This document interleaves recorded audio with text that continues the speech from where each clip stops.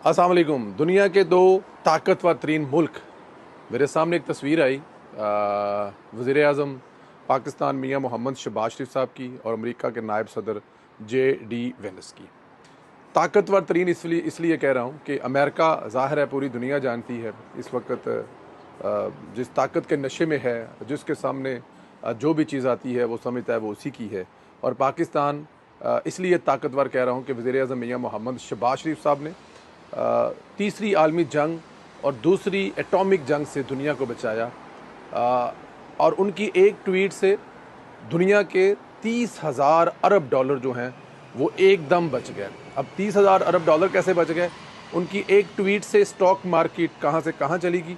उनकी एक ट्वीट से प्राइस जो तेल की आलमी कीमतें हैं वो कितनी नीचे गिर गई। दोनों की तस्वीर मेरे सामने आई। मेरी बहुत सारी दुआएं हैं कि अल्लाह पाक इस दिन को